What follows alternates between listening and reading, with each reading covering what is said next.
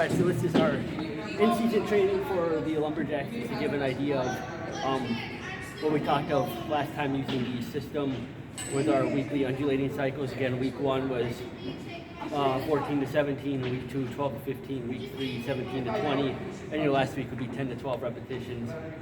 So we do 3 days a week, Monday, Tuesday, Wednesday. Tuesday is a mobility type day.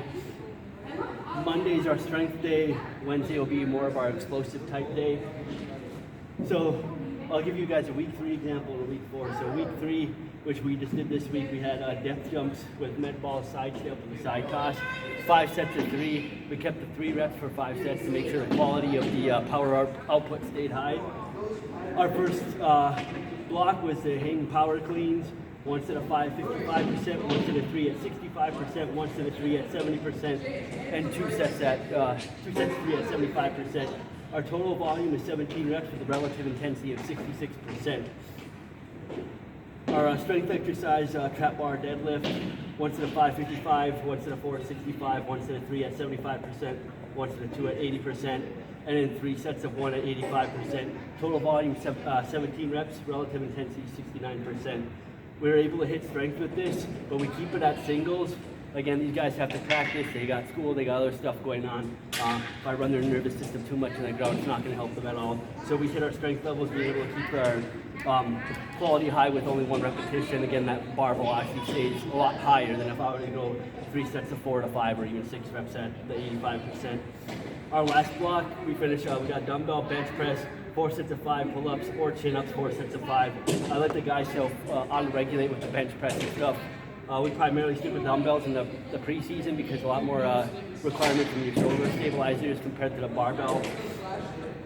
Our deload, so week 4 we drop, so our volume for reps increases somewhat, but we decrease the total because our sets decrease.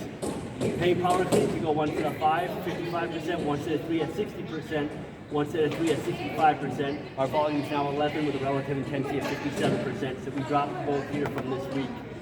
We should see a lot more training adaptations happen during this deload week. This will be our last week before the season starts. For trap bar deadlift, 1 set of 5, 55%, 1 set of 3 at 65%, 1 set of 3 at 70%. Volume's 11, relative intensity 62%, and we drop volume for the last block going 3 sets of 4.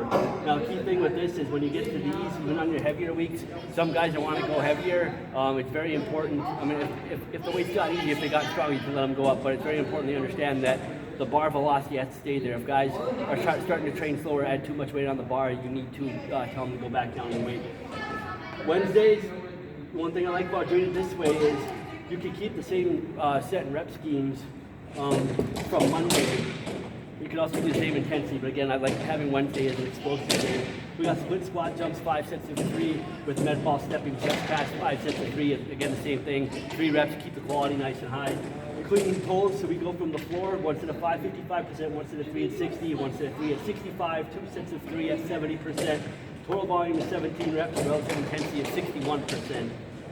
Strength exercise, safety bar split squats, 1 set of 5, 55%, 1 set of 4 at 60, 1 set of 3 at 65, 2 sets of 3 at 70%. Volumes 18 reps, relative intensity is 61%. Same thing is up here.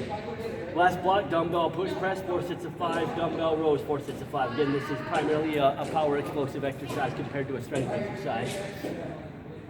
Our deload, so week 4, we go 2 sets of 5, same concept as our Monday. Our clean pulls, volume's 11, relative intensity is 59%. Again, you can see our volume drop.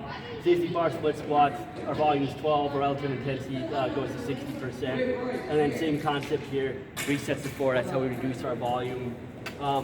So far this has worked pretty well. I used to go an upper-lower split, but I've really changed my philosophy and done a whole lot of self-looking at if I were, well, when I was in the military and all that stuff, but if I was an athlete now and I still had to practice and play games and all that stuff, having an upper or lower split, especially with that much volume, will actually bag them. I was doing the French contrast before we started this cycle, and the guys were pretty bagged coming in here, so I couldn't even really get quality training on because they're already sore from the previous days. Again, their ability to play the sport is the #1 priority. If you're interfering with that, coaches are not going to be happy. They're not going to be happy. You cannot chase the numbers in the weight room and let it interfere with the ability to play sport. Next week I'll kind of give maybe a day breakdown or a week breakdown of what an off season would look like. I highly suggest, if you have not done so, read over the book, The System. The three authors of that book are fantastic people. Coach Johnny Parker has done so much for me as a coach, and he is willing to share information with anybody. If you guys have any questions, let me know.